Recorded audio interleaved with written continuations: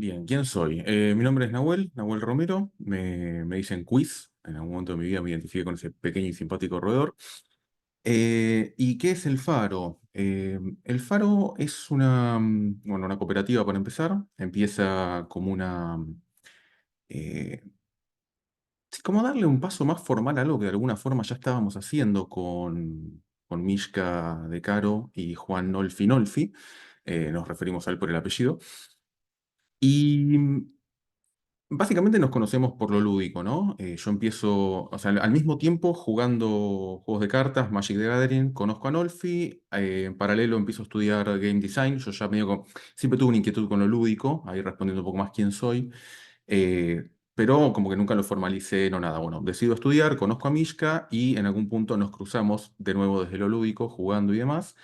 Y empezamos a ver un montón de inquietudes parecidas, no solamente en lo lúdico, sino también capaz más en lo sociopolítico, en la forma de trabajar, cómo organizar el trabajo y un montón de cuestiones más. Pero estas dos en particular, lo lúdico y la organización del trabajo, es lo que en algún punto nos lleva a formalizar el Faro. Ya venía de antes, ¿no? Como que esto de charlar cosas, compartir ideas, che, estoy laburando en esto, dale, lo testeamos.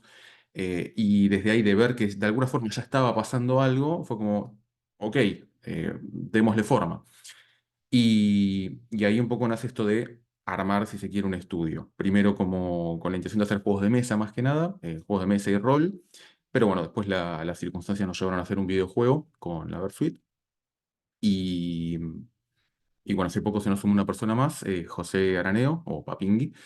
Y, y esa es un poco la idea, trabajar de otra manera, demostrar que se puede trabajar de otra manera, o sea, un poco, si bien el fin en cuanto a proyectos del Faro es desarrollar, editar y publicar juegos de mesa, juegos de rol, videojuegos, o incluso hacer consultorías y ayudar a otras personas con sus proyectos, también a través de eso la idea es demostrar que se puede trabajar de otra manera, algo más horizontal y no tan vertical. Bueno, hoy capaz el desafío más grande que tenemos, aunque vamos a hablar de uno que tuvimos casualmente con el videojuego de la Versuit, que es eso, ¿no? Nos llegó la propuesta de hacer un videojuego y no teníamos la pata de programación. Entonces dijimos, ok, nos interesa la propuesta a priori, veamos un poco qué onda y hablamos un poquito más con la banda para ver qué era lo que querían y qué tan viable era salir a buscar gente. Y bueno, nada, hubo un alineamiento no solamente desde la propuesta en su complejidad, o sea, en realidad en su simpleza, pues no era un proyecto muy complejo desde lo técnico, y además desde lo ideológico. Entonces dijimos, bien, vamos por ahí. Entonces, siguiente paso, salir a buscar gente para suplir esa deficiencia o ese faltante que teníamos en el equipo. Y bueno, lo que hicimos un poco, también alineado con las ideas del Faro que mencionaba antes, es esta cuestión de salir a buscar dentro de la comunidad, ¿no? O sea, ok, si nosotros como equipo, o nosotros, perdón, no lo podemos suplir, por lo menos salgamos a buscar dentro de, no sé, independientes o gente que esté involucrada y comprometida con la comunidad de desarrollo dentro del país. Y así fue como dimos con Mer Grassini, con Sofi Podestá y Nacho Rastúa, y entre los tres nos dieron una mano con la parte de arte y la parte de programación. Y así fuimos sacando el proyecto adelante, o sea, fue como toda esta cuestión de algo que habíamos decidido sin pensar demasiado en números fijos, postergar durante un año, salir a hacerlo prácticamente a pocos meses de haber definido el Faro como proyecto y como cooperativa. Fue una experiencia muy interesante. También esas experiencias desafiantes lo que tienen de bueno es que una vez que las superaste demuestran que capaz puedes hacer mucho más de lo que uno cree en primera instancia, así que por ese lado estuvo buenísimo. Pero bueno, fue todo ese desafío de empezar a meternos en un área que no queríamos meternos de entrada. Después, más desde lo personal, yo terminé un poco ocupándome del proyecto. Capaz la persona con más experiencia en la cooperativa es Mishka, pero bueno, hubo una confianza de, mira, yo no puedo ocuparme, así que te tienes que ocupar vos. Y fue como, ok, voy a ver cómo me hago cargo de esto. Y si bien obviamente al principio el síndrome de impostor me quemó la cabeza, me fui topando de a poco, hey, pará, hay mucho más. Al mismo tiempo con Nolfi, que capaz estuvimos piloteando un poco esta nave, nos íbamos encontrando que teníamos mucha más capacidad resolutiva de la que creíamos. Y eso también estuvo muy bien.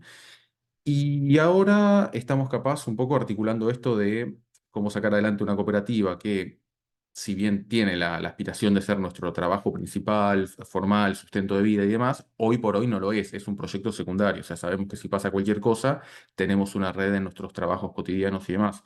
Entonces, toda la articulación del tiempo, ¿no? O sea, trabajo, oficina, la vida cotidiana, la cruda realidad, etcétera. Pero por suerte son todos desafíos que hasta ahora o han sido superados o los vamos logrando manejar bastante bien. Y a futuro, un poco ya lo dije, que es esto de poder establecer al Faro como un espacio de trabajo del que realmente podamos depender, sustentarnos, a la par que concretamos todos estos proyectos. Creo que el primer hito sería poder decir, bueno, podemos empezar a contemplar seriamente, no sé, dejar nuestros trabajos de oficina o qué sé yo, eso creo que sería un gran punto. Supongo que en el camino va a pasar antes la ampliación de la cooperativa, si bien ya tuvimos un ingreso nuevo desde la concepción original. Así que serían esas dos, creo, a grandes rasgos. Y ya entrando capaz en el campo un poco más pretencioso, esto del faro también es un poco esto de iluminar y marcar un camino.